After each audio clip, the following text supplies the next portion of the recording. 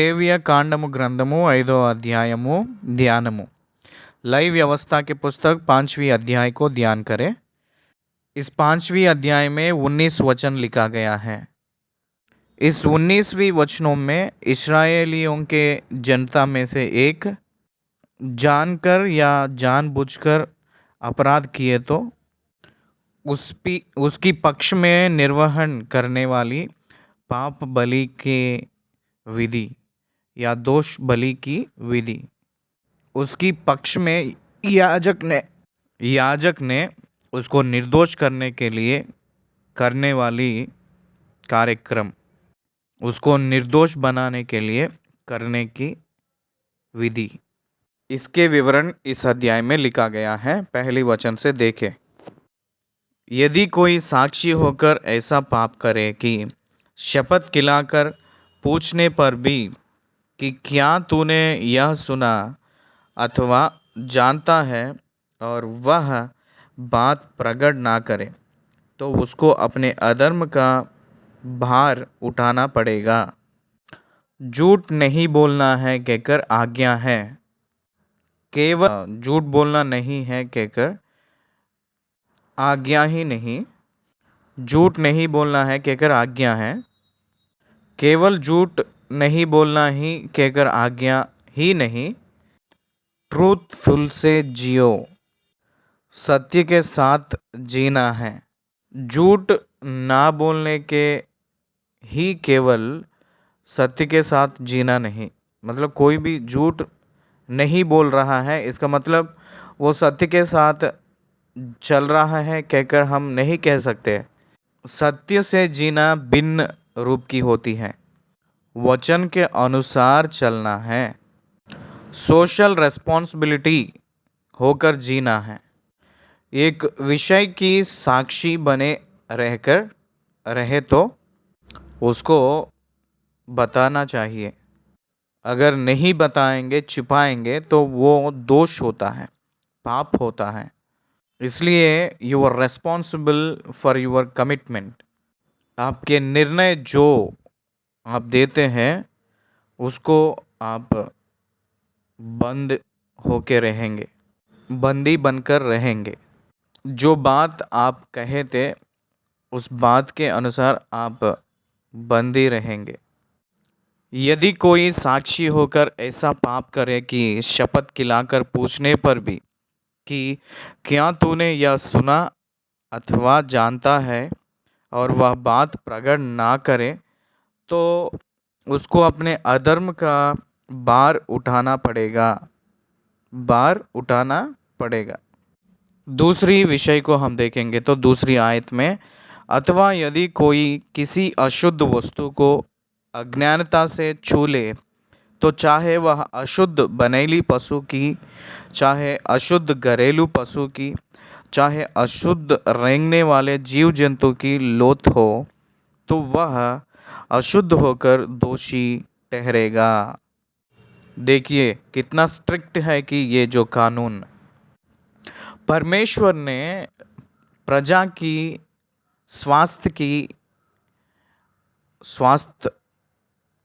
स्वास्थ्य के ऊपर प्रत्येक ध्यान रखा है। आजकल हम लोग बहुत प्रकार के हॉस्पिटल्स, डॉक्टर्स, मेडिसिन्स देख रहे हैं। फिर उस ज़माने में बहुत प्रकार की बीमारियां फैल जाती थी, बहुत फास्टली बहुत प्रकार के बीमारियां छूत अछूत में फैल जाती थी। इसलिए मनुष्य कोई भी छूना नहीं, किस प्रकार की लोथ को छूना नहीं, शव, अशुद्ध बनेली पशु की, चाहे अशुद्ध घरेली पशु की, चाहे अशुद्ध रेंगने वाले जीव जंतु की लोथ हो, वह अशुद्ध जो भी चीज़ें हैं उसको छूना नहीं। आप ध्यान दीजिए, हम लोग कोरोना काल में 2020 में ये कोरोना के वजह से एक दूसरे हम लोग हाथ मिलाना बंद कर दिए थे, शेक हैंड्स देना बंद किए थे। क्यों? वैसे ही अगर हम लोग कहीं भी हाथ रखते हैं तो वहाँ स्प्रे करके सैनिटाइज करके उसके बाद में ही हम लोग हाथ रखते थे। What does it mean? Corona एक छूने से फैलने वाली बीमार है। वो हम लोगों को बिना मालूम होकर बिना पता चल के फैलने वाली बीमार है, फैलती थी। इसलिए हम लोग उस ज़माने में या उस सालों में बहुत ध्यान से और बहुत सावधानी से फिज़िकल डिस्टेंस को पालन करते थे। मनुष्य के और मनुष्य के बीच में 6 फुट की दूर मनुष्य और मनुष्य बिना छूकर रहने के लिए कोशिश करते थे। हाथों को मिलाने का बंद किए थे। हमेशा हाथों को धोते रहने के काम, ये पूरे काम हम लोग करते थे। ये पूरे काम क्यों करते थे? बीमार ना फैलने के लिए हम लोग ऐसे करते थे। वायरसेस फैलने ना होने के लिए, ना फैलने के लिए हम लोग करते थे। जो छूने से फैलने वाली बीमारियों को ना फैलाने के लिए हम लोग ऐसे सावधानी के साथ रहते थे। इसलिए परमेश्वर ने उस ज़माने में इतने लोग एक ही जगह रहकर वो लोग कोई भी किसी प्रकार की बीमारी को सामना ना करने के लिए उन लोगों की सैनिटाइजेशन उन लोगों की परिस्थितियों को ठीक से परमेश्वर ने रखते थे। उन लोगों की सारी परिस्थितियों को ऑर्गेनाइजेशन कर किए थे। इसमें एक भाग जो हम पढ़े हैं वो the great interest in public health, very important, and maintaining the self care about the health, it's very important. इसलिए यहाँ ये बता रहे हैं कि जो कोई भी अशुद्ध लोथ को छू लेंगे तो जानकर या जानबूझकर वो दोषी ही ठहरेगा कहकर लिखा है। He will be infected. इसलिए खोड़ी व्यक्ति कुष्ठ व्यक्तियों के घरों में ना जाने के लिए कहे थे। सेपरेटली उन लोगों को रहने के लिए कहे थे। ये सारे चीज़ें उन लोगों की स्वास्थ्य के लिए हुए ध्यान, उनकी स्वास्थ्य के लिए लिया हुआ ध्यान परमेश्वर ने उन लोगों की सोशल रेस्पॉन्सिबिलिटी, समाज की या समाज में उन लोग लेने वाली जिम्मेदारियां क्या है, समाज में उन लोग विधियां क्या है, विधि क्या है, ये सारे बातें सिखाए थे परमेश्वर ने उन लोगों को। क्या आप ध्यान दे रहे हैं? मतलब यहाँ दो दिख रहा है, एक सामाजिक तौर से कैसे रहना है और स्वास्थ्य की तौर से कैसे रहना है, स्वास्थ्य कैसे बने, और मूल्यों के हिस्से में वैल्यूज़ कैसे रहना है और रेस्पॉन्सिबिलिटीज़ कैसे रहना है। ये सब बहुत सावधानी के रूप से, ये कानूनों के वजह से, ये लॉस के द्वारा परमेश्वर ने निर्वहन करते हुए आए हैं। तीसरी वचन में, अथवा यदि कोई मनुष्य किसी अशुद्ध वस्तु को अज्ञानता से छू ले, चाहे किसी अशुद्ध वस्तु को अज्ञानता से छू ले, चाहे वह अशुद्ध वस्तु किसी भी प्रकार की क्यों ना हो जिससे लोग अशुद्ध हो जाते हैं, तो जब वह उस बात को जान लेगा तब वह दोषी ठहरेगा। जब तक वो अनजान या अज्ञानता से रहता है तब तक वो दोषी नहीं ठहरेगा, लेकिन जब वो जान जाता है कि तब वो दोषी ठहरेगा। इसी प्रकार हम लोग लेवी व्यवस्था में देखेंगे तो लेवी व्यवस्था में किसी को भी जो खुजली होकर उसके शरीर में फोड़े टाइप का आएगा तो तुरंत वो याजक के पास चले जाना चाहिए, क्योंकि ही हैज़ ए रेस्पॉन्सिबिलिटी और he has a responsible for the public. Social responsible रहना चाहिए। एक व्यक्ति को कोई भी बीमार आती है तो वो दूसरों को ना फैलने के लिए तुरंत चले जाना है याजक के पास और सावधानी के साथ रहना चाहिए। उस ज़माने में कुष्ठ व्याधि या कुष्ठ बीमारी के लोग गांव से बाहर दौड़ते थे, क्योंकि वो दूसरों को ना फैलने के लिए। होम आइसोलेशन कहकर हम लोग एक नियम बनाए थे कोरोना के काल में। क्यों होम आइसोलेशन? दूसरों को ना फैलने के लिए। दूर में अलग से रहते थे। किसी को पता चला है कहकर होगा तो वो तुरंत दोषी ठहरेगा। To take care of his personality. चौथी वचन, अथवा यदि कोई बुरा या भला करने को बिना सोच समझे शपथ खाए, चाहे किसी प्रकार की बात वह बिना सोचे विचारे शपथ खाकर कहे, तो ऐसी बात में वह दोषी इस समय ठहरेगा जब उसे मालूम हो जाएगा। ध्यान दीजिए, कोई भी शपथ खाता है, वो भला हो या बुरा हो, चाहे किसी प्रकार की बात वह बिना सोचे विचारे शपथ खाकर कहे, तो ऐसी बात में वह दोषी उस समय ठहरेगा। क्योंकि बिना सोच समझकर, बिना विचार के साथ शपथ नहीं खाना है। Without of knowledge you should not give any kind of promise. Consequences ना पता चल के डिसीशंस लेना ठीक नहीं है, इसलिए वो दोषी ठहरेगा।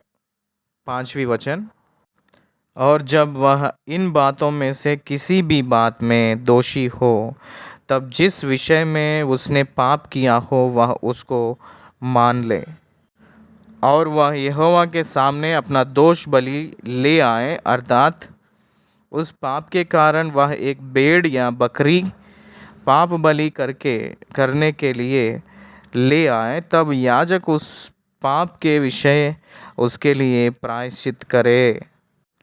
कोई भी विषय में अगर वो दोषी ठहरा है तो उसको मान लेना चाहिए। साधारण तौर पर पाप की गुण क्या है? जो कोई भी अपराध, कोई भी गलत काम करते हैं, पाप करते हैं, उस पाप को मानते नहीं हैं, उस पाप को मान लेते नहीं हैं, उस पाप को कबूल नहीं करते हैं। यही अविश्वासी का गुण होती है। लेकिन विश्वासी पाप को कबूल करता है, पाप को मान लेता है कि मैं पाप किया हूँ कहकर। Repeating the sin, admitting the sin, he never hide it. कभी भी उसको छुपाता नहीं, ढांपता नहीं है। अपराध को छिपाने वाले हमेशा सफल नहीं होगा। उसको मानकर जो छोड़ता है वही तरस पाता है कहकर लिखा है। इसलिए अपने परमेश्वर हम लोगों को पवित्र के रूप में रहना चाहते हैं। यथार्थ या व्यक्ति के जैसे रहना कहकर वो चाह रहे हैं।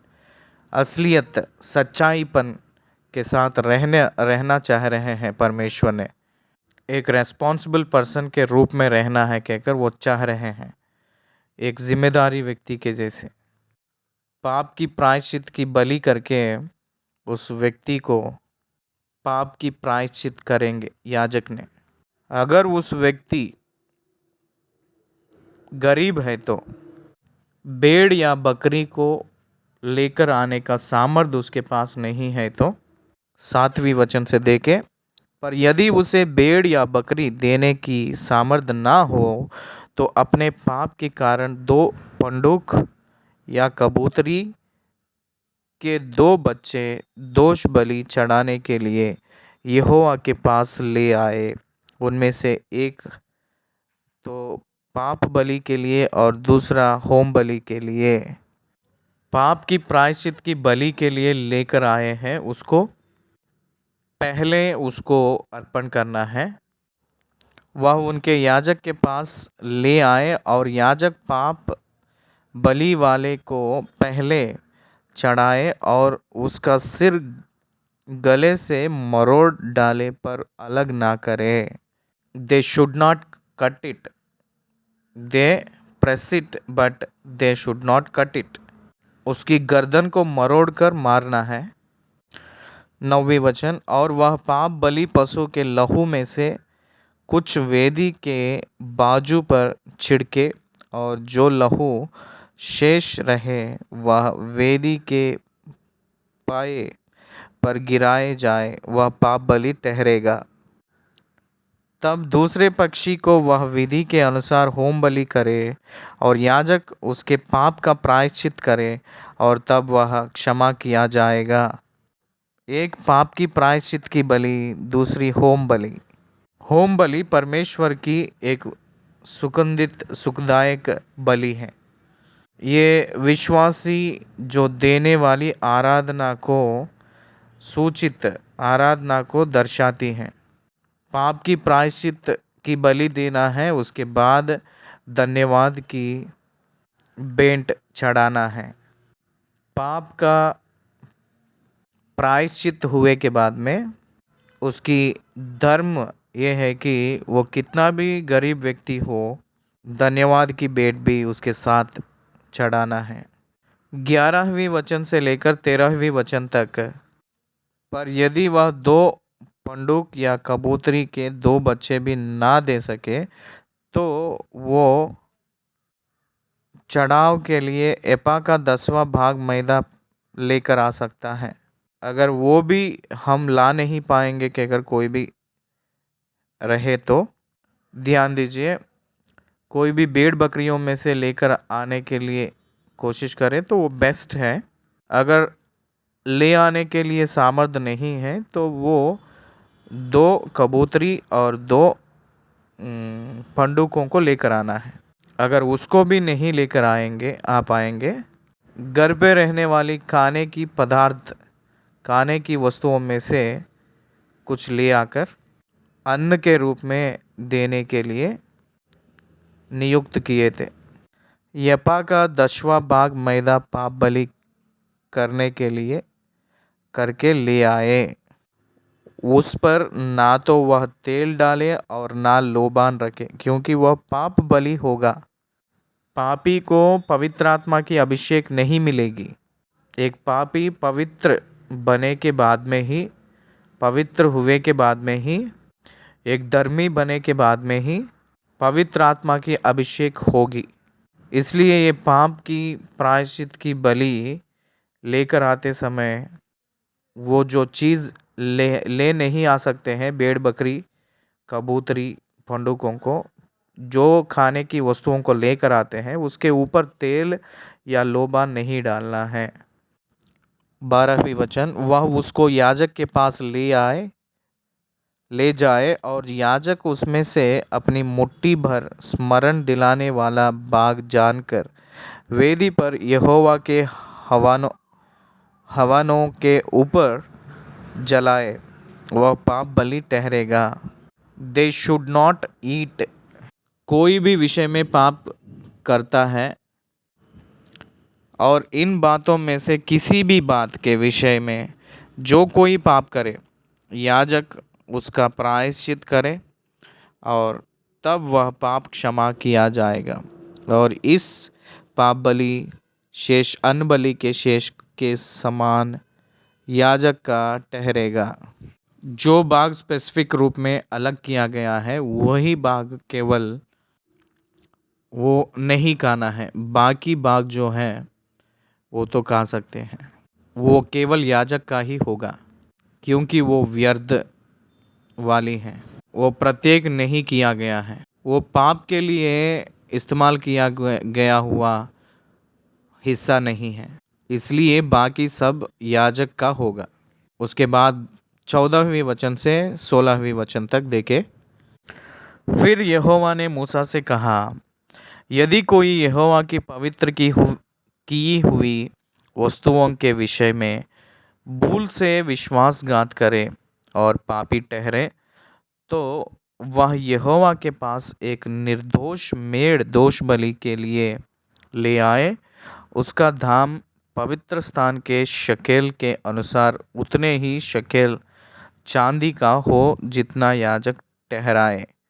और जिस पवित्र वस्तु के विषय उसने पाप किया हो उनमें वह पांचवा भाग और बढ़कर याजक को दे। और याजक दोष बलि का मेढ़ा चढ़ाकर उसके लिए प्रायश्चित करे, तब उसका पाप क्षमा किया जाएगा। अगर कोई किसी वस्तुओं के विषय में भूल से विश्वासघात करे तो जितना वो याजक ने कहते हैं उतना चांदी वो लेकर आना है, उतना लेकर आना पड़ेगा, उतनी कीमती के हिस्से में लेकर आना है याजक के पास। जिस पवित्र वस्तु के विषय उसने पाप किया हो उसमें से पांचवा भाग और बढ़कर याजक को दे। और याजक दोष बलि का मेढ़ा चढ़ाकर उसके लिए प्रायश्चित करे। कितना निर्णय करेंगे तो उसका क्वांटिटेटिव लेकर आना है। यहोवा के पास एक निर्दोष मेढ़ा दोष बलि के लिए ले आए। उसका दाम पवित्र स्थान के शकेल के अनुसार उतने ही शकेल चांदी का हो जितना याजक ठहराए। और जिस पवित्र वस्तु के विषय उसने पाप किया हो उसमें वह पांचवा भाग और बढ़कर याजक को दे। 10 को 20% लेकर आना है। याजक ने मेढ़ा से पाप की प्रायश्चित करेंगे तो वो व्यक्ति जो भूल चूक में किया है, विश्वासघात किया है, वो पवित्र ठहरा जाएगा और पाप क्षमा होगी। Every sin must be punished and every sin must be forgiven. हर एक पाप की सज़ा मिलना है और हर एक पाप में से पापी को बचाना है और वो छुटकारा पाना है। यदि कोई ऐसा पाप करे कि उन कामों में से जिन्हें यहोवा ने मना किया है किसी काम को करे, तो चाहे वह उसको उसके अनजाने में हुआ हो तो भी वह दोषी ठहरेगा और उसको अपने अधर्म का भार उठाना पड़ेगा। कोई भी कामों में परमेश्वर ने मना किया है उसको पाप करे, मतलब यदि कोई ऐसा पाप करे कि उन कामों में से जिन्हें यहोवा ने मना किया है किसी काम को करे, तो चाहे वह उसके अनजान में हो गया हो तो भी वह क्या करेगा, दोषी ठहरेगा। 18वें वचन, इसलिए वह एक निर्दोष मेढ़ा दोष बलि करके याजक के पास ले आए। वह उतने ही दाम का हो जितना याजक ठहराए। और याजक उसके लिए उसकी उस भूल का जो उसने अनजान में की हो प्रायश्चित करे और वह क्षमा किया जाएगा। जो याजक ने नियुक्त करता है उतना ही कीमती का जानवर को लेकर आना है। देखिए, जितना दाम को याजक ठहराए और याजक उसके लिए उसकी उस भूल का जो उसने अनजान में की है उसके लिए वो प्रायश्चित करेंगे, तब वो उसकी दोष उसकी पाप की प्रायश्चित होगा और वो क्षमा किया जाएगा। वो परमेश्वर के सम्मुख, यहोवा के सम्मुख गलत किया है, दोष बन गया है, पाप किया है, चाहे वो जान के हो अनजान के हो। जो परमेश्वर ने मना किया था वो काम करने के लिए, तो वो वास्तविक रूप में वो किया है, इसलिए अर्पण देना निश्चय है। इसलिए अपराध किए हुए व्यक्ति उस अपराध की सज़ा को, शिक्षा को वो दे रहा है, प्रायश्चित को दे रहा है कहकर कह सकते हैं। ध्यान दीजिए, मनुष्यों ने अपराधों को करते हुए ही गए थे, इसलिए वो लोग कितने भी बलि दिए तो भी वो लोग परिपूर्ण सिद्ध नहीं हो पाए थे। इसलिए परमेश्वर ने यीशु मसीह उस फसह की पर्व की बलि पशु को, यानी वो फसह की बलि पशु यीशु मसीह ही है मनुष्यों के पाप को परिपूर्ण संपूर्ण आज़ादी छुटकारा उन्हीं के बलि के द्वारा नियुक्त किए थे। सारे मानव की उद्धार किए हैं। 5वें अध्याय को हम लोग समाप्त किए हैं। धन्यवाद।